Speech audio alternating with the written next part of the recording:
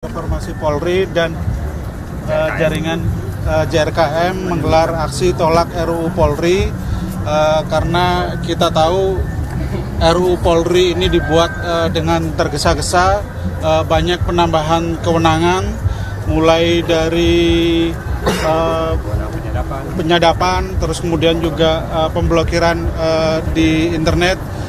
Ini semuanya tentu akan semakin merugikan polisi ke depan. Padahal kita tahu polisi hari ini memiliki 3 persoalan krusial. Yang pertama adalah soal kekerasan di tubuh Polri. Ini korbannya banyak, mulai dari jurnalis, masyarakat sipil, bahkan pembunuhan. Itu tidak pernah diusut secara tuntas. Yang kedua adalah masalah korupsi di tubuh Polri ya. Ini juga cukup banyak, mulai dari bisnis Polri dan sebagainya, perizinan, penerbitan SIM, terus kemudian keamanan.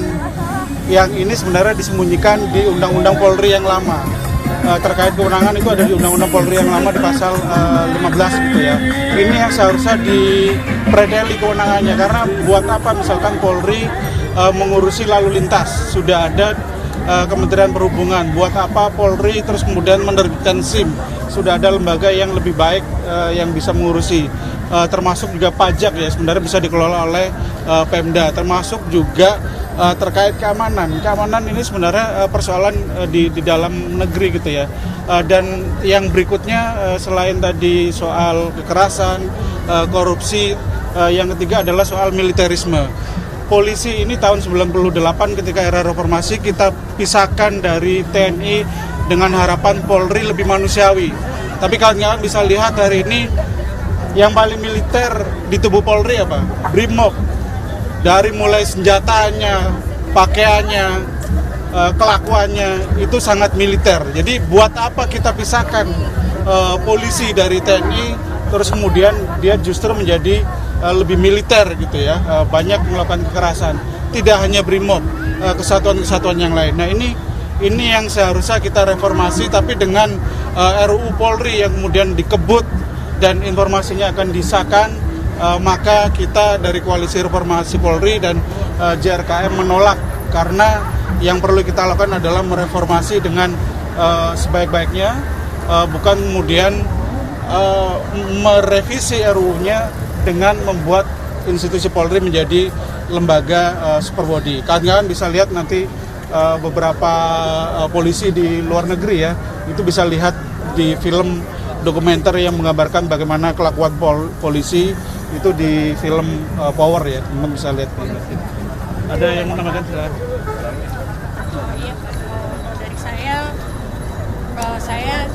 kami melakukan koalisi ingin supaya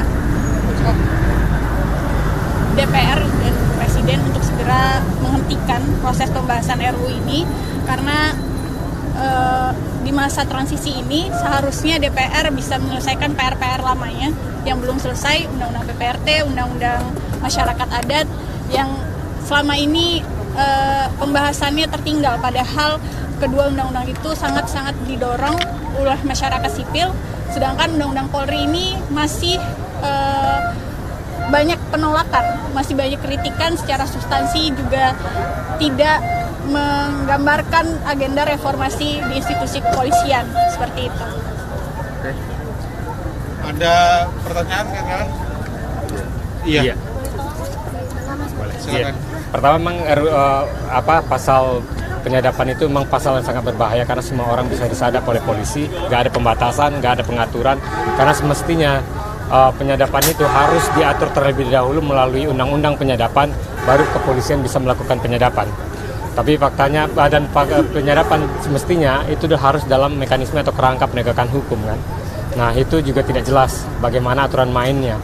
Dalam hal apapun, selama mereka mengaku atau merasa itu adalah tugas kepolisian, mereka akan bisa menyadap. Yang kedua, melakukan pemblokiran internet, melakukan pembatasan akses internet, dan juga melakukan tindakan-tindakan pengawasan di dalam internet.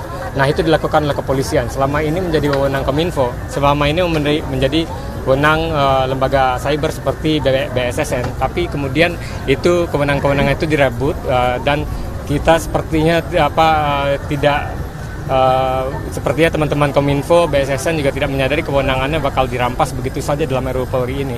Yang kemudian ada wewenang-wewenang lain seperti polisi melakukan pembinaan hukum. Sebetulnya polisi tidak melakukan pembinaan hukum, tapi dibina oleh hukum itu sendiri selaku aparat, karena dia adalah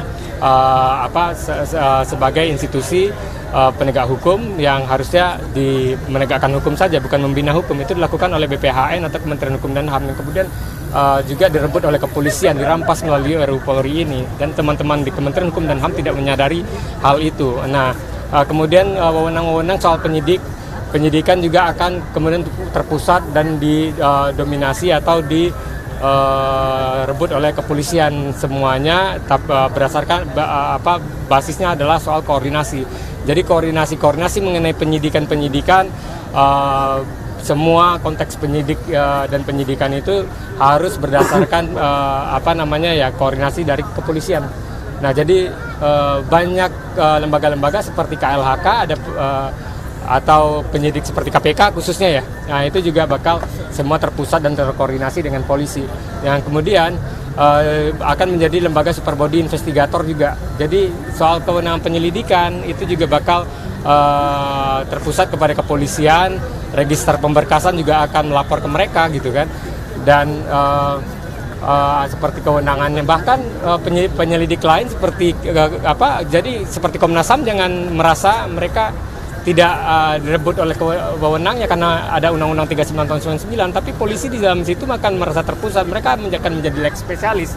Dan seperti penyelidik lain seperti KLHK, penyelidik lain seperti lembaga-lembaga PPNS yang ada di Bea Cukai atau Kementerian Keuangan itu juga bakal direbut oleh kepolisian. Terus ada tugas-tugas lain yang konyol yang diberikan kepada polisi, seperti untuk menyelenggarakan Smart City, kota pintar. Apa urusannya polisi menyelenggarakan Smart Pintar? Mereka adalah kuli atau mereka adalah institusi yang terdiri dari kuli-kuli untuk menyelenggarakan kota pintar begitu. Artinya kan ini ada institusi proporsional kuli yang harus menyelenggarakan itu, atau yang menyelenggarakan pembangunan seperti pemerintah gitu. Pemerintah kan tukang gitu. Pemerintah daerah, dan pemerintah daerah ini akan bekerja sama dengan polisi dalam hal itu.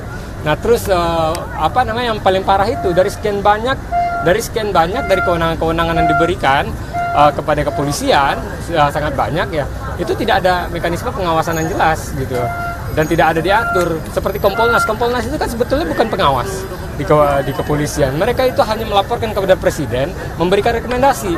Nah, harusnya ada institusi eksternal yang harus diperkuat, dan penguatan internal juga harus diperkuat. Seperti Propam juga tidak jelas pengaturannya sampai saat sekarang.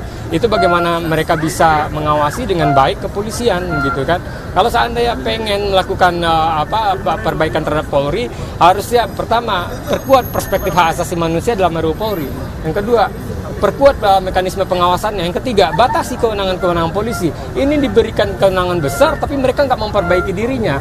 Apa jadinya polisi kalau seandainya diberikan wewenang yang besar tanpa dievaluasi, tanpa rekrutmen yang diperbaiki, tanpa dievaluasi mekanisme pengawasan internal dan eksternalnya, itu kan menjadikan Polri makin berbahaya. Dan yang paling parah adalah polisi bisa menjadi alat politik kekuasaan. Jadi polisi akan dijadikan alat untuk melanggengkan kepentingan kekuasaan. Itu yang paling berbahaya. Dan itu tidak akan jauh berbeda atau bahkan jauh lebih gawat dan mengerikan ketimbang Orde Baru. Seperti Afif ini, semua akan menjadi Afif.